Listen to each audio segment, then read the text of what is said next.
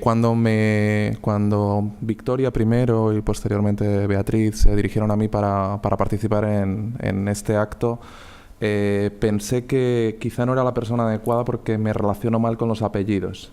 Es decir, esta idea de hablar de refugiados del clima y establecer alguna distinción respecto a lo que es refugiado por un motivo o por otro, como que me incomoda, digamos.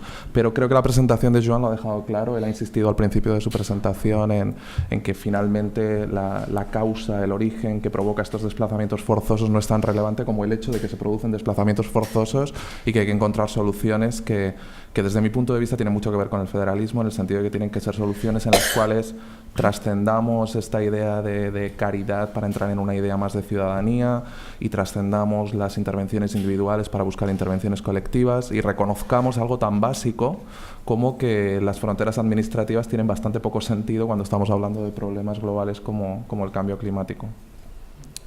La segunda idea que querría compartir es que, y esto explica por qué me relaciono mal con los apellidos, tiene que ver con el hecho de que creo que aplicamos, que somos muy selectivos en términos de la consideración moral que en este caso nos merece cada refugiado. Tenemos un comportamiento que, si lo ponemos en el otro extremo, es el mismo comportamiento que tenemos con los delincuentes. La mayor parte de nosotros nos relacionamos con el delito en función de la consideración moral que nos merece el delincuente. Es decir, por ejemplo, estoy convencido que en esta sala somos suficientemente civilizados como para no apoyar la pena de muerte, pero sin embargo alguno comenzaría a dudar si estuviésemos hablando de que se hubiese producido un asesinato a un familiar muy cercano. Es decir, no nos relacionamos con el delito, sino que nos relacionamos con la consideración moral que nos merece el delincuente. Pues con el refugiado creo que pasa igual.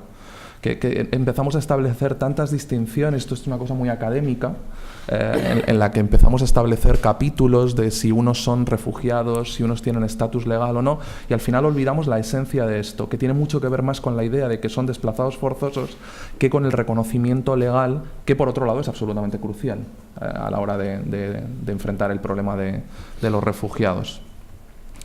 Y creo que esto en gran medida tiene que ver con un problema también que interpreto como un déficit de la cultura democrática. Es decir, nos hemos acostumbrado a pensar que la democracia tiene mucho que ver con que gobierna aquel que consigue un voto más que el otro, digamos, el que gobierna la mayoría, y sin embargo no estamos siendo suficientemente capaces de entender que la cultura democrática en su esencia tiene que ver con el reconocimiento del otro.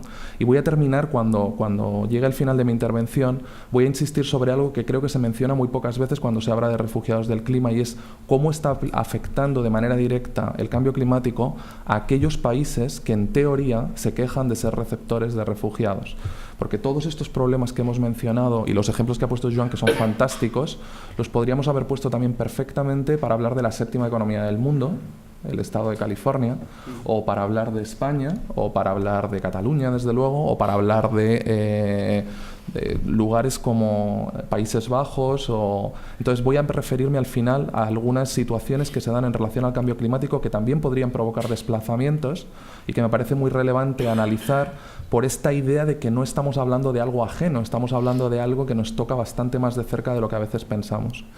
Y por último, para hacer esta introducción, demasiadas veces tengo la sensación de que cuando nos enfrentamos a problemas de esta magnitud, estamos permanentemente lidiando con ideas que son ideas míticas. Por ejemplo, se ha establecido entre la ciudadanía europea esta percepción de que Europa vive una crisis de refugiados, cuando mi sensación es todo lo contrario, es que los refugiados padecen la crisis de Europa, ¿sí? Y la incapacidad manifiesta para ofrecer una respuesta satisfactoria a la situación de estas personas. Por otro lado, estamos hablando de algo que parece de gran dimensión desde la perspectiva eurocéntrica, pero que en la práctica, si reconocemos que casi 9 de cada 10 refugiados, mejor dicho, 9 de cada 10 desplazados forzosos, terminan refugiándose en países de los llamados en vías de desarrollo o menos desarrollados, parecería casi ridículo. Es decir, estamos hablando de esto como si fuese una afluencia masiva, cuando en realidad afluencia masiva es para Jordania o para Líbano, que tiene una quinta parte de la población ya constituida por refugiados. Los datos que ha dado Joan son fantásticos para enmarcar, pero quiero añadir algo más, y le agradezco tanto que haya hecho esta explicación tan detallada, porque esto me permite ahora entrar en determinados matices. Por ejemplo, Si analizamos los datos que Joan mencionaba, casi, él hablaba de 65, ¿no? O casi 70 millones de personas desplazadas de manera forzosa, de las cuales 2/3 partes son desplazados internos. Si uno revisa ese dato, se da cuenta de que desde el año 2001 el 60% de estos desplazados forzosos se concentran en 10 conflictos. ¿Sí? 12 millones de personas en Siria, 6 millones de personas todavía hoy desplazadas de manera interna en la Colombia posconflicto, ¿verdad? Que ya no es la Colombia de siempre, pero es una Colombia posconflicto que todavía tiene 6 millones de desplazados internos. Y si nos centramos en esa situación, tendremos que entender que en algún momento va a producirse una explosión de desplazados forzosos en países donde no necesariamente tiene que existir un conflicto bélico, o donde no necesariamente están cursando conflictos con violencia, sino que tienen que ver con otro tipo de causas como las que nos ocupan en el día de hoy. Hay otro dato importantísimo. Joan mencionaba, hay una persona cada segundo que desde el año 2008 se desplaza forzosamente como resultado del cambio climático o de algún desastre natural en realidad. Bien. Este dato en sí mismo me parece que es absolutamente impresionante, pero es que se puede complementar con el hecho de que en los últimos 40 años se ha duplicado el riesgo, la probabilidad de que una persona se desplace por ese motivo. ¿Sí? Es decir, esto es un elemento emergente en cuanto a la explicación de los desplazamientos forzosos, y me parece importante reconocer, por lo tanto, que aunque no es un tema que haya comenzado ayer, sí que es un tema que, como el propio cambio climático, tiene mucho más que ver con la velocidad del cambio que con el cambio en sí. Es decir, siempre se han desplazado personas por desastres naturales, siempre se han desplazado personas de manera forzosa. Lo que está ocurriendo ahora tiene mucho que ver con la velocidad del cambio. Y el cambio climático es exactamente igual. Es decir, cambio climático ha habido siempre, el cambio climático en sí no es un problema, ¿verdad? Si lo miramos en escala, digamos, paleoclimática, veremos que el clima permanentemente ha avanzado por etapas de glaciaciones, periodos más calientes. Lo que sí que es claro, ¿sí? Aunque no lo entienda un señor que tiene el pelo color zanahoria, ¿verdad? Lo que sí que es claro es que la velocidad del cambio es muchísimo más intensa en los últimos años, lo cual quiere decir que claramente nosotros hemos contribuido a eso, ¿verdad? Pues nuestra presencia como especie humana en el planeta es absolutamente reciente. Hemos contribuido a ese cambio climático. Y esto me permite explicar por qué no me gusta el término refugiado del clima. Porque lo que estamos haciendo entonces es trasladar la responsabilidad a algo así como las pestes bíblicas, ¿verdad? Pensamos que el problema tiene que ver con el hecho de que llueve poco, o de que llueve mucho, o de que el agua de repente aparece contaminada, o de que el nivel del mar se ha puesto a subir, lo cual está, por un lado, de alguna manera, obviando la responsabilidad que nosotros tenemos en ese cambio climático, ¿sí? Y en segundo lugar, obviando la responsabilidad que tenemos en la gestión de situaciones preexistentes a este cambio climático. Es decir, el cambio climático, como muy bien ha explicado primero Victoria, luego Joan, el cambio climático básicamente lo que hace es añade algunos problemas nuevos. Uno de ellos es el de la isla de Tuvalu, ¿verdad? La subida del nivel del mar. Otro que podríamos mencionar, por ejemplo, es el hecho de que el aumento de las temperaturas hace que determinadas enfermedades tengan una mayor posibilidad de desarrollarse, dengue hemorrágico, etc. Pero la mayor parte de los problemas graves que van a provocar desplazamientos forzosos no son nuevos. La sequía no es un problema nuevo. Las inundaciones no son un problema nuevo. El cambio climático los cambia de escala. Lo que hace es amplificar el impacto de esos problemas. Y me niego a pensar, ¿sí?, que nosotros nos tenemos que levantar aquí como si fuésemos indios apaches a rezar para que llueva o para que deje de llover, ¿verdad? Nosotros tenemos una responsabilidad directa en todo lo que ocurre. El caso que mencionaba Joan al hablar de Perú, cuando hablaba de los problemas que ha habido recientemente, los huaicos, los desplazamientos masivos de las avalanchas de tierra como resultado de lluvias intensas y de inundaciones en la costa del Pacífico de Perú, esto no es un desastre natural en sí mismo, son desastres humanos vinculados a fenómenos naturales. En esa zona siempre ha llovido de manera torrencial. Lo que sí es un desastre humano es el hecho de que nosotros, la población, hayamos tomado decisiones, por ejemplo, como permitir que haya personas que vivan en las quebradas. O hayamos eliminado la capacidad de drenaje natural de los suelos, que aumenta la velocidad del agua cuando arrastra y se lleva todo por delante, ¿verdad? Cada vez que voy a Perú y me preguntan qué pienso del fenómeno del Niño, les digo, miren, lamentablemente soy economista, no soy meteorólogo. ¿Sí? Los medios de comunicación, esta discusión la he tenido con periodistas del país muy recientemente, los medios de comunicación cuando informan de estos temas informan de ellos como si fuesen meteorólogos. Nos dicen llueve mucho, llueve poco, está lloviendo de manera especialmente intensa, se concentran en el tiempo y nunca nos explican que lo relevante no es si llueve mucho o llueve poco, sino aquella causa que explica la intensidad del daño, o en este caso, aquello que explica el desplazamiento masivo y forzoso de la población. Entonces me niego a creer en esta idea de que los refugiados son del clima, ¿no? Los refugiados, como todos, son el resultado de verdaderas calamidades humanas. Y cuando digo calamidades humanas me refiero a decisiones que tomamos permanentemente en relación a cómo nos relacionamos con el medio, con el territorio. Creo que esto es muy importante enfatizarlo.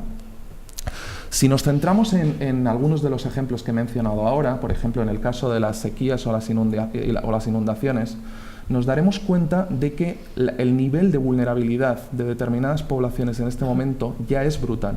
No hay que esperar a las proyecciones que hace el Water Resources Institute o el Water Management Institute al año 2040 o al año 2050. Ya tenemos mucha población hoy viviendo en zonas donde existe una escasez patente de agua, donde el riesgo de sequía es intensísimo y donde el riesgo de inundaciones es muy importante. Bien, en todos esos casos, la discusión se llena inmediatamente de ideas míticas, ¿verdad? Pensamos que la sequía, por ejemplo, es el resultado de que llueve poco, pero en realidad que llueva poco es solo la mitad de la historia. La otra mitad de la historia es que hay demandas de agua que superan los recursos disponibles a largo plazo. Hablamos de las inundaciones y pensamos nuevamente que esto tiene que ver con el hecho de que llueve mucho, y en realidad esta es mitad de la historia. La otra mitad de la historia tiene que ver con el hecho de que, por ejemplo, hemos ocupado las llanuras aluviales, y esto vale para países menos desarrollados y para países más desarrollados. ¿Sí? Ustedes todos los años muy cerca de aquí escucharán cómo se quejan en el Ebro porque se inundan. Y cuando uno habla con las alcaldesas y los alcaldes de la zona, siempre se quejan de que las autoridades públicas no han tomado suficientes decisiones para dragar los ríos. Entonces el río poco a poco se ha ido colmatando de sedimentos y eso hace que cuando se produzca una lluvia intensa crezca y se desborde. Bueno, pues miren cómo tenemos una idea en la cabeza que es una idea absolutamente errónea. Lo que ocurre es justo lo contrario. Hemos encajonado los ríos. Europa ha dejado de tener ríos y ha pasado a tener canales. Los tenemos domesticados a los ríos, pero como resultado de encajonarlos se produce un efecto de velocidad cuando llega una gran crecida y eso es lo que hace que se desborde. Aún así no pasaría nada si no hubiésemos ocupado las llanuras aluviales. Pero tenemos el mundo entero, especialmente en países donde se producen problemas importantes de superpoblación, ¿sí?, donde permitimos que se viva en la ribera de los ríos, en las llanuras aluviales. Y esto me conduce a hablar de la que creo que es la causa fundamental, que no es el clima, por lo tanto, sino que es la causa o una de las causas primarias que está detrás de todos estos desplazamientos, que tiene que ver con la desigualdad, una desigualdad lacerante. El hecho de que estas personas no deciden vivir en una quebrada, o no deciden vivir en la ribera de un río, o no deciden vivir en el desierto del Sahel por vocación. En gran medida lo harán por cierto apego identitario a su territorio, pero fundamentalmente lo hacen porque no tienen oportunidades que sí se nos ofrecen a otros ciudadanos. La misma lluvia torrencial, si se produce en Japón o se produce en Bangladesh, no genera los mismos impactos. Luego el problema no está en ese impacto concreto asociado a un fenómeno natural vinculado al cambio climático, sino en nuestra capacidad de respuesta, nuestra capacidad de gestión de estos problemas. Y ahí es donde creo que el problema no solo no se minimiza, sino que se hace doblemente importante. ¿Por qué? Porque cuando Joan mencionaba este dato impresionante de que una persona se ha estado desplazando desde el año 2008 por segundo como resultado de esos desastres naturales, yo puedo añadir que esas estadísticas contabilizan solo desplazamientos forzosos asociados a fenómenos accidentales, es decir, una inundación concreta en un momento dado, pero no nos explican, por ejemplo, un caso como el que se produjo en el año 2011 en Somalia, cuando 1.300.000 personas se desplazaron internamente y casi 300.000 personas tuvieron que solicitar asilo fuera como resultado de una sequía brutal en el Cuerno de África. Estos fenómenos que tienen una maduración más lenta, ¿sí?, estos fenómenos no aparecen contabilizados en estas estadísticas y estos tienen un potencial de generación de volúmenes importantes de desplazados forzosos que es quizá más importante que los fenómenos puntuales que se generan como resultado de una inundación muy fuerte o o un evento accidental que genera contaminación de un acuífero, etc. Bien, hay algo que también me parece importante señalar. ¿Cómo estamos respondiendo a este tipo de desafíos? Respondemos siempre en el momento de crisis. Y si hay una cosa que un economista tiene clara, es que si esperamos a la crisis, la gama de alternativas de solución es mucho menor y el coste de esas alternativas es mucho más alto. Por tanto, es importante entender que lo que ocurre aquí es muy parecido a lo que ocurre con la salud de cualquiera de los que estamos aquí sentados. Si nosotros hacemos medicina preventiva, ¿sí?, eso tiene un coste. De pronto tenemos que dejar de comer un poco más de carne roja o tenemos que controlar nuestro consumo de alcohol. Pero si esperamos a la crisis, por ejemplo, una enfermedad cardiovascular o un cáncer, ¿sí?, la gama de posibilidades, la gama de alternativas se limita y el coste de esas alternativas de solución es muchísimo más alto. Bueno, pues lo que ocurre con la gestión de impactos asociados al cambio climático es exactamente igual. Estamos hablando además en muchos casos de impactos acumulativos y de algo que a veces tendemos a ignorar. Es decir, cuando el carbono se acumula en la atmósfera y genera este problema de calentamiento global que nos lleva a todos los desastres que ha mencionado Joan, ese carbono en muchas ocasiones tiene un periodo de residencia en la atmósfera que es superior a 100 años. Es decir, la molécula de carbono que ya ha llegado a la atmósfera va a estar generando daños durante 100 años. Si esto no nos da una idea de la urgencia de intervenir, entonces la urgencia nos la va a imponer el medio, ¿sí? Pero no hay nada peor que esperar a que sea la sequía o la inundación o la subida del mar o el aumento de plagas lo que nos haga reaccionar, ¿sí? Creo que tenemos una responsabilidad cierta en todo esto, a la hora de reaccionar, no solo a la hora de asumir responsabilidades, sino a la hora de reaccionar. Y quisiera mencionar alguna cuestión más. Si analizamos lo que está ocurriendo en algunos países, por ejemplo, algunos países en los que estoy trabajando en este momento, Bangladesh, Mongolia, Perú, son casos muy diferentes, pero déjenme que les mencione algunas historias de estos países para que se entienda la magnitud de lo que estamos contando hoy. Mongolia es un país que tiene 3 veces el territorio de España. Viven poco más de 3 millones de personas, es decir, es una población más pequeña que la de Uruguay. ¿Bien? De esos 3 millones de personas, ya 2 millones de personas viven en la capital, en Ulan Bator. Y en parte tienen que ver con muchos desplazamientos forzosos que se han producido desde las zonas rurales donde el modo de vida era un modo de pastoreo nómada. Estos pastores nómadas se han quedado, como resultado del cambio climático, sin subsistencia en el medio rural y se han desplazado a la periferia de la ciudad. Se incorporan cada año a la capital de Mongolia entre 50.000 y 100.000 personas que no se conectan a la red de agua y saneamiento, que generan problemas de salud pública y que padecen problemas de salud pública en la periferia de la ciudad. En un país que ha hecho una apuesta, si se quiere, loca, pero por otro lado legítima y comprensible, de sacar todos los minerales de los que dispone. Es un país de mucha riqueza minera y se ha puesto a sacar todos esos minerales, para los cuales necesita mucha agua. El pastoreo no dispone en este momento de agua, no como resultado de que hayan disminuido las precipitaciones, que también, sino como resultado de que el país ha elegido un modelo de desarrollo productivo que deja a los pastores sin agua. Si nos vamos a Bangladesh, nos encontramos con un país con un crecimiento exponencial de la población, 170 millones de personas, de las cuales 20 millones de personas viven en la capital. 20 millones de personas beben agua con arsénico. Y el arsénico no es el resultado de una contaminación, es arsénico natural que aparece en el subsuelo. Pero no aparece aquí, aparece también en Palencia. Pero en Palencia tenemos la respuesta, tenemos la tecnología para tratar el arsénico y servir agua potable. En Bangladesh hay 20 millones de personas que padecen nuestra incapacidad manifiesta para encontrar una solución a este problema. En Bangladesh, por ejemplo, cuando estuve hace unos meses en la capital, en Dhaka, puedo anticiparles cuáles serán los colores de la temporada de moda de el próximo verano, otoño, no sé cómo se llama, primavera-verano, porque los colores que se utilizan para el tintado de la ropa contaminan permanentemente las aguas de los ríos. Hay ríos fucsias, hay ríos verde, pistacho, ¿verdad? Esto está ocurriendo en un país donde la emergencia humanitaria es permanente. Esa es la norma. No se producen siempre desplazados internos. Los 20 millones de personas que beben agua con arsénico todavía no se desplazan, ¿sí? ¿Pero qué están haciendo? Destrozarse los riñones y la piel. Pero todavía no se han desplazado, pero estos 20 millones de personas están sometidos a una situación violenta, explícita, a una vulneración explícita de derechos humanos, y sin embargo todavía no se han desplazado. Menciono el tercer caso, el caso de Perú. En el caso de Perú nos encontramos con un caso de verdad de desastre humano, de gestión absolutamente terrible.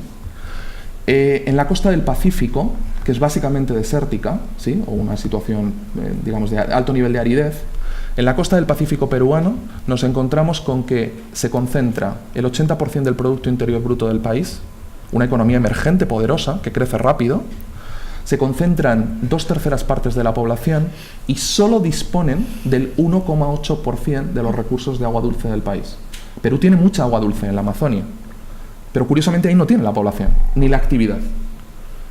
Bien, Lima, por ejemplo, es la segunda capital del mundo más grande sobre un desierto, después del Cairo. Bien, en todos estos lugares de la costa del Pacífico peruano, el problema es doble, porque la mayor parte del tiempo padecen sequía, pero cuando llueve de manera intensa y torrencial, se generan estos huaicos, estas avalanchas. Es decir, no es uno u otro, no pueden elegir entre mucha agua o poca agua, tienen que gestionar ambas cosas al mismo tiempo. Bueno, pues el país ha estado creciendo durante una década al 6%, que es muchísimo, y ha ido acumulando una deuda impresionante con una parte importante de la población. Termino con un dato y luego estoy encantado de contestar cualquier pregunta y de interactuar con el resto de los participantes. En el mundo en este momento hay 663 millones de personas sin acceso mejorado a agua, 2.400 millones de personas que no tienen retrete. De esos 2.400 millones de personas que no tienen retrete, 900 millones defecan a diario al aire libre. 1.000 millones de personas, o más de 1.000 millones de personas, 1.800 millones de personas, beben agua a diario contaminada por materia fecal. Como decía Victoria, en este momento hay más teléfonos móviles que retretes en el planeta. Algunas de las imágenes que están viendo son imágenes que le proporcioné a Beatriz. Por ejemplo, hay imágenes de India o de Bangladesh. Esta es una imagen de Bangladesh en concreto. Hay imágenes de India o de Bangladesh que muestran, por ejemplo, que una niña adolescente que tiene su primera menstruación, si no tiene acceso a saneamiento, deja la escuela, o si permanece en la escuela, falta a la escuela durante una semana al mes. Las mujeres en India esperan a la noche para defecar al aire libre porque tienen riesgo de ser agredidas. Pero curiosamente cuando van a defecar es cuando son agredidas. ¿Sí? Si nosotros les proporcionamos saneamiento básico, no es que les estemos disminuyendo el riesgo de ser agredidas, que por supuesto, es que les estamos cambiando la vida. Si no somos capaces de atender a estos desafíos en un tiempo relativamente breve, las cifras que he mencionado empezarán a nutrir las cifras que ha mencionado Joan, que eran 2 órdenes de magnitud más pequeñas que las que acabo de mencionar. Es decir, estábamos hablando de 65 millones de desplazados forzosos y yo estoy hablando de miles de millones de personas sometidas a este problema. Porque pensemos una cosa, una persona que no tiene acceso mejorado a agua potable, aún así bebe agua. Pero bebe agua en mal estado o bebe agua desplazándose durante horas acarreando bidones. Hay mujeres en África que acarrean bidones de 25 litros que yo no soy capaz de levantar. Y ellas pasan horas acarreando estos bidones de agua. Todo esto es esa bomba de relojería que tenemos y que en algún momento podría dar lugar a que hablásemos de flujos masivos de desplazados forzosos vinculados al cambio climático. Pero no miremos hacia otro lado. La responsabilidad es estrictamente nuestra, no del clima. Tampoco hay que hacer un ejercicio de prospectiva para pensar en conflictos vinculados al agua. Es decir, aquí tenemos un ejemplo perfecto. Si mirásemos, por ejemplo, el consumo de agua, mencionabas algún dato, pero si viésemos el consumo de agua que hace un israelí que vive en Israel, o ese mismo israelí cuando se convierte en un colono en territorios ocupados, o el palestino que vive en Gaza, Cisjordania, nos encontraríamos que la diferencia puede ser de 1 a 6, es una barbaridad. Si podíamos pasar de consumos en Palestina por debajo de ese mínimo vital que se establece, en torno a los 50 litros de agua por persona y por día, por ejemplo, o por debajo de los 100 litros por persona y por día, y nos podríamos ir a consumos de un colono de 700, 800 o 1000 litros y estamos hablando ya no de decisiones sobre el recurso, estamos hablando de que una vez que el recurso se ha distribuido de manera tan desigual, aún así hay decisiones de consumo que generan este tipo de desigualdad. Pero si pensamos en el conflicto entre Egipto y Sudán, o pensamos Los conflictos ya están ahí y ya tienen que ver con el agua. No tenemos que esperar a ninguna guerra por el agua. Ya existen algunas y creo que es importante tener esto presente. Y luego, si mencionásemos algún ejemplo que no he puesto antes sobre países desarrollados, nos encontraríamos con cosas absolutamente impresionantes. Es decir, Bangladesh tiene un problema serio por la subida del nivel del mar, pero es que Holanda tiene 2/3 partes de su territorio por debajo del nivel del mar, pero claro, tiene la capacidad para protegerse de eso. Ahí es donde está la gran diferencia. El problema es el mismo, pero la capacidad para defenderse de ello es diferente. Pero me parece muy importante el tema jurídico, es decir, por un lado el reconocimiento jurídico del refugiado, pero me parece que tendríamos que ir atrás y pensar en el reconocimiento jurídico del ciudadano. Antes yo mencionaba el caso de los apátridas. Los apátridas, lejos de lo que se cree, no es que sean gente sin patria, es que son gente sin Estado. Alguna vez he leído a Victoria que decía que no tienen derecho ni a tener derechos, ¿verdad? Y este es el tema de fondo. O sea, cuando yo antes señalaba una bomba de relojería que multiplica por mucho las cifras que hemos mencionado en relación a desplazados forzosos, es precisamente porque estoy enfatizando sobre la idea de que hay mucha gente que no tiene reconocida su ciudadanía de facto en el país en el cual tiene nacionalidad. Entonces hay un problema ahí de fondo, es decir, hay una carencia de derechos en un contexto en el cual aparentemente, formalmente, desde un punto de vista jurídico, esos derechos deberían estar reconocidos. Y luego hay un tema. Estaba pensando, por ejemplo, en el caso de Siria, para que nos demos cuenta hasta qué punto obviar estos temas nos está luego llevando a sorpresas aparentes en la comunidad internacional sobre cosas que ocurren. En el año 2008, diplomáticos estadounidenses me decían que 1,5 millones de personas se habían desplazado internamente en Siria desde el campo hasta la ciudad como resultado de una sequía. Y me anunciaban que eso iba a generar tensiones sociales y tensiones políticas importantes. ¿Estoy diciendo con esto que detrás de la mala gestión de esa sequía está el conflicto actual de Siria? No, pero seguramente es un factor que explica parte de ese conflicto. Si no somos capaces de entender en el año 2008, es decir, ya me anunciaban en el año 2008 cosas que luego hemos visto posteriormente.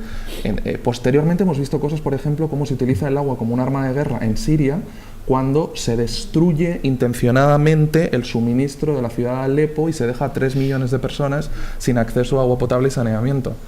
Es decir, explícitamente se están utilizando estos temas de una manera ya absolutamente terrible.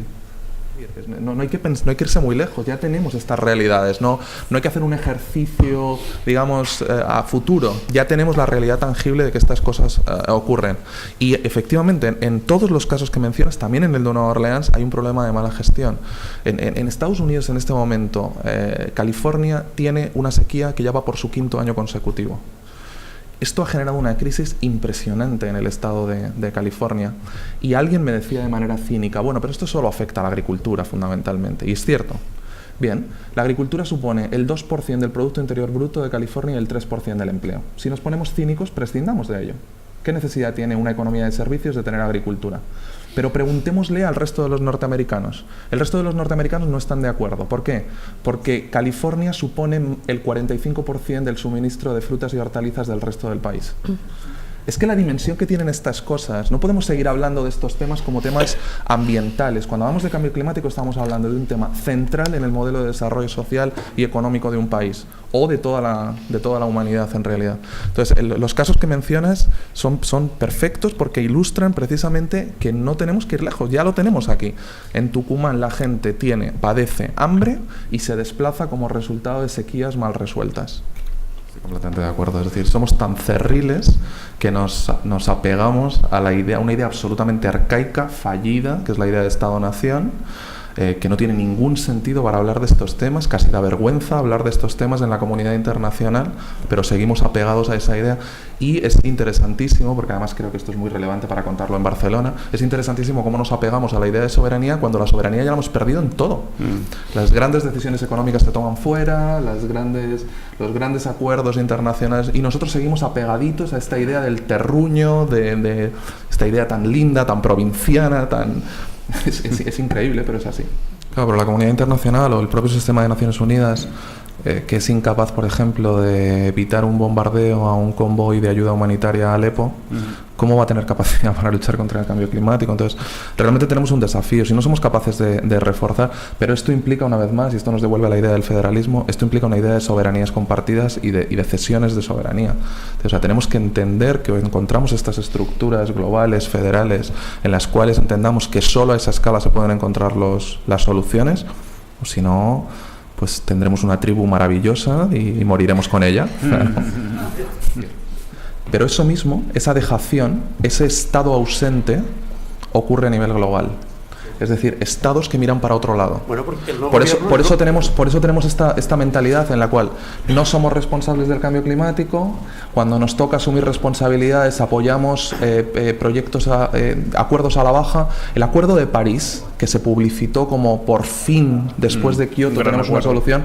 El Acuerdo de París es una vergüenza a la baja en la que no se incluye la palabra agua. ¿Cómo puede uno hablar de cambio climático sin hablar de agua? No está la palabra agua en el Acuerdo de París. Entonces, esa misma dejación de funciones que tenemos en la escala local, en la escala regional, en la Administración General del Estado, la tenemos a nivel global. Miramos para otro lado. Por eso digo, pobres refugiados que padecen la crisis de Europa, no al revés.